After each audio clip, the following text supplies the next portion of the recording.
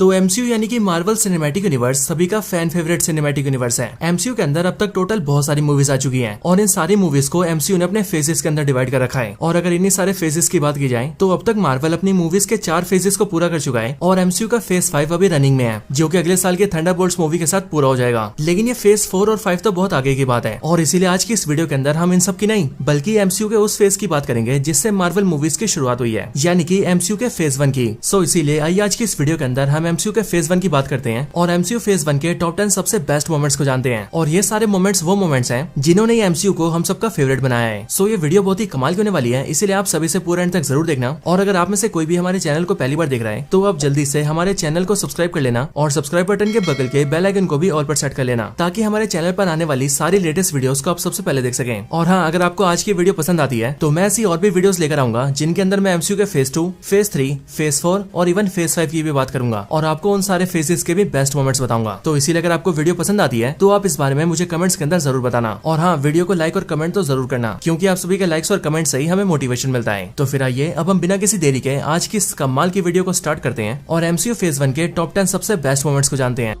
Number 10, Thor versus destroyer armour. तो MCU phase 1 की Thor movie के अंदर हम सभी ने देखा था कि वहाँ पर थॉर कुछ टाइम के लिए पावरलेस हो जाता है और पावरलेस होने के बाद ही वो अर्थ पर आ जाता है। हालांकि वैसे थॉर खुद तो नहीं आता है, लेकिन उसे अर्थ पर उसके फादर ओडिन भेजते हैं। लेकिन लोकी इस चीज का बहुत अच्छे से फायदा उठाता है और वो थॉर के पीछे से डिस्ट्रॉयर आर्मर को अर्थ पर भेज देता है और वो उसे एक कमांड देता है कि वो थॉर को खत्म कर दे और इसीलिए डिस्ट्रॉयर आर्मर थॉर को मारने के लिए उसके सामने आ जाता है। अब ये वाला सीन मूवी का बहुत ही बेहतरीन सीन होता है, यहाँ तक कि ये मोमेंट इतना बेहतरीन होता है कि इसे हम सभी एमसीयू फेज 1 के भी सबसे बेहतरीन सीन्स में से एक मान सकते हैं। हालांकि इस सीन में एक टाइम पर हम सबको ऐसा लगता है कि डिस्ट्रॉयर थॉर को नहीं मारेगा, क्योंकि एज ऑफ कोर्स थॉर उसके लिए उसके मालिक ओडिन का बेटा है। लेकिन इस सीन के अंदर हमारे भ्रम टूट जाता है, क्योंकि डिस्ट्रॉयर आर्मर थॉर पर जानलेवा अटैक करता है। लेकिन इसके साथ ही हम सबको ये भी पता लग जाता है कि डिस्ट्रॉयर आर्मर हमेशा उसी की बात सुनेगा जिसके हाथ में गंगनीर वेपन होगा। हालांकि उसके अटैक से थॉर मरता नहीं है और वो अपने आप को वर्दी साबित कर लेता है और फिर इसीलिए इसके अगले पल म्योनिर थॉर के हाथों में आ जाता है और थॉर डिस्ट्रॉयर की बैंड बजा देता है। Number 9, Iron Man Gulmira fight scene. तो आयरन मैन फेज 1 की पहली मूवी है, लेकिन किसी सिनेमैटिक यूनिवर्स की पहली मूवी होने के बावजूद भी आयरन मैन मूवी के स्टैंडर्ड्स बहुत हाई थे। और इसी बात का एग्जांपल है आयरन मैन मूवी का गुलमीरा फाइट सीन, क्योंकि इस वाले सीन के अंदर हमें जैसा एक्शन दिखाया गया था उसका लेवल सच में बहुत हाई था। इस गुलमीरा वाले फाइट सीन के अंदर आयरन मैन ने अपने मार्क 3 आर्मर को यूज किया था, जो कि आयरन मैन के हिसाब से उसका पहला परफेक्ट आयरन मैन आर्मर था और बाद में अपने टोनी ने इसी आर्मर को धीरे धीरे करके अपग्रेड किया था। इस पूरे फाइट सीन के अंदर आयरन मैन गुलमीरा के सारे आतंकवादियों को ठिकाने लगा देता है और इसके साथ ही उनके पास टोनी स्टार्क के जितने भी वेपन्स होते हैं वो उन सबको भी ब्लास्ट करके खत्म कर देता है। बाकी इसके साथ ही आयरन मैन का ये चलने वाला सीन जहाँ पर इसके पीछे सब कुछ ब्लास्ट हो रहा था, वो तो सही में इस पूरे फाइट सीन का सबसे एपिक मोमेंट था।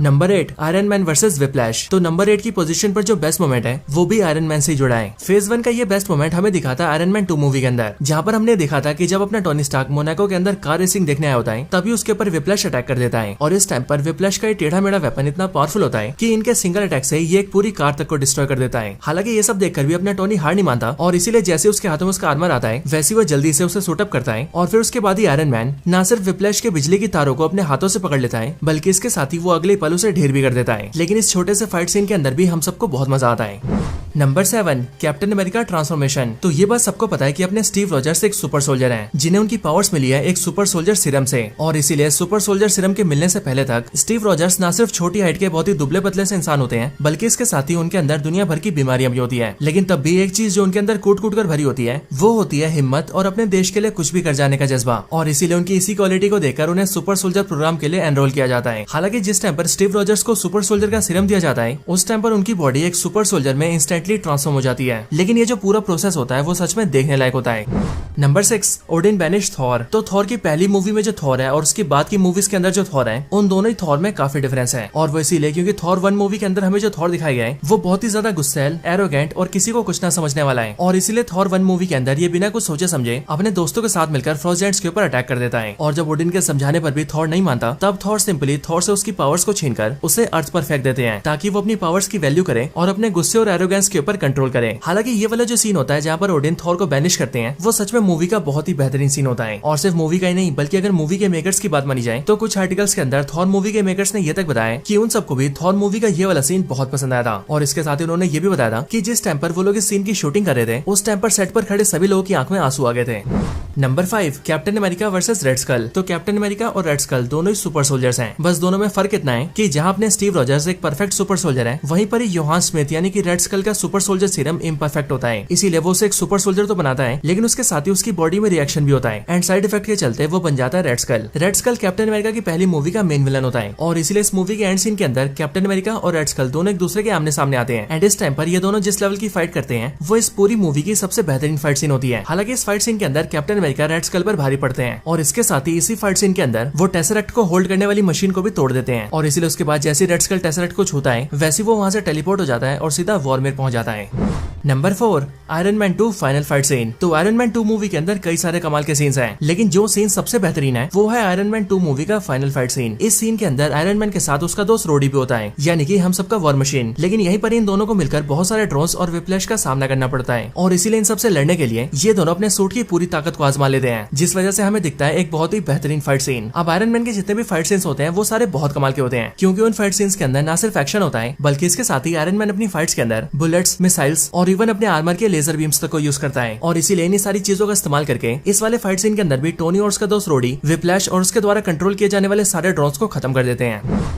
Number 3 Hulk versus Abomination. तो हल्क मूवी एमसीयू की दूसरी मूवी है जो कि वैसे कमाई के मामले में तो ज्यादा अच्छा नहीं कर पाई थी, लेकिन हाँ अगर इस मूवी के फाइट सीन्स की बात की जाए तो वो सारे बहुत कमाल के थे। लेकिन मूवी के अंदर हल्क के जिस फाइट ने हम सबको हिला कर रख दिया था वो था इस मूवी का फाइनल फाइट सीन, जहाँ पर हल्क और एबोमिनेशन एक दूसरे के आमने सामने आते हैं। यहाँ पर हम सभी ने देखा था कि एबोमिनेशन हल्क से काफी पावरफुल लग रहा था और इसके साथ ही उसका साइज भी हल्क से काफी बड़ा था और सिर्फ यही नहीं बल्कि फाइट के शुरुआती टाइम के अंदर वो हल्क के ऊपर काफी ज्यादा भारी भी पड़ रहा था। लेकिन ये तो हम सभी जानते हैं कि हल्क को जितना ज्यादा गुस्सा आता है वो उतना ही ज्यादा पावरफुल बन जाता है और इसीलिए जब एबोमिनेशन हल्क को बहुत ज्यादा गुस्सा दिला देता है तभी उसका मत्था सटक जाता है और वो एबोमिनेशन की बत्ती बना देता है और इस तरह से हल्क इस फाइट को जीत जाता है। अब वैसे देखा जाए तो इस मूवी की डायरेक्शन और स्टोरी इतनी दमदार नहीं है, लेकिन हाँ मूवी के अंदर जैसे जैसे फाइट सीन्स दिखाए गए हैं वो सारे फाइट सीन्स मूवी को देखने के लिए हमें मजबूर कर ही देते हैं। Number 2 the Avengers nuke scene. तो द एवेंजर्स के बैटल के अंदर जब सारे एवेंजर्स मिलकर चित्तौरी आर्मी के एलियंस का सामना कर रहे होते हैं तब उस टाइम पर यूएस गवर्नमेंट चित्तौरी आर्मी को संभालने के लिए उनके ऊपर न्यूक छोड़ देती है, यानी कि न्यूक्लियर बॉम्ब, ताकि वो लोग एक ही झटके से उन सबको खत्म कर सकें। लेकिन उनके ऐसा करने की वजह से न्यूयॉर्क सिटी के अंदर जितने भी सिविलियंस रहते हैं उन सबकी जान भी दांव पर लग जाती है और फिर इसीलिए इसी सीन में एंट्री होती है अपने आयरन मैन की, जो कि शहर के सभी लोगों को बचाने के लिए उस न्यूक्लियर बॉम्ब को अपने हाथों में पकड़ लेता है और उसे स्पेस पोर्टल के जरिए सीधा चित्तौरी आर्मी तक ले जाता है। जिसके बाद अपना आयरन मैन न सिर्फ चित्तौरी आर्मी को खत्म करता है बल्कि उसके साथ ही वो शहर के सारे लोगों की जान भी बचा लेता है।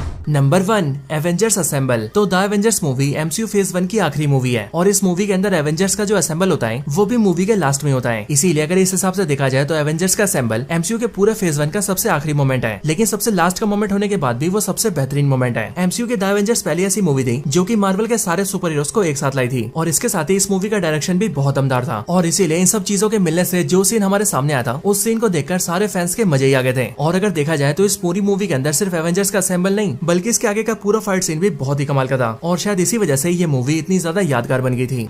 तो दोस्तों यही थी वीडियो एमसीयू फेज 1 के टॉप 10 सबसे बेस्ट मोमेंट्स के ऊपर। आप सभी को ये वीडियो कैसी लगी मुझे कमेंट्स के अंदर जरूर बताना और अगर आप सभी का कोई और रिकमेंडेशन हो तो आप वो भी मुझे कमेंट्स के अंदर बता सकते हैं। बाकी अगर आपको ये वीडियो पसंद आई हो तो आप इस वीडियो को लाइक जरूर करना और वीडियो को लाइक करने के साथ साथ आप सभी कमेंट्स के अंदर मुझे ये भी बताना कि आपको ये वीडियो पसंद आई है या फिर नहीं। वीडियो पसंद आई हो तो कमेंट्स के अंदर गुड या फिर वेरी गुड जरूर लिखना और अगर ज्यादा लोग कमेंट करेंगे तो मैं फेज 1 की तरह ही फेज 2, फेज 3 और बाकी के फेजेस के भी बेस्ट मोमेंट्स के ऊपर वीडियो जरूर लाऊंगा। हालांकि अगर तब तक के लिए आप लोग हमारे चैनल की ऐसी और भी कमाल की वीडियोस देखना चाहते हैं तो आप हमारे चैनल को चेकआउट कर सकते हैं, क्योंकि वहां पर आपको हमारी वीडियोस के सारे कलेक्शन मिल जाएंगे और मुझे उम्मीद है कि आपको वो सारी वीडियोस बहुत पसंद आएंगी। सो इसीलिए चैनल में जाइए और उन सारी वीडियोस को वॉच करिए। तो बस आज की इस वीडियो में इतना ही। इस वीडियो को यहीं पर एंड करते हैं। मैं मिलता हूँ आपसे ऐसी किसी और बेहतरीन वीडियो में, तब तक के लिए गुड बाय।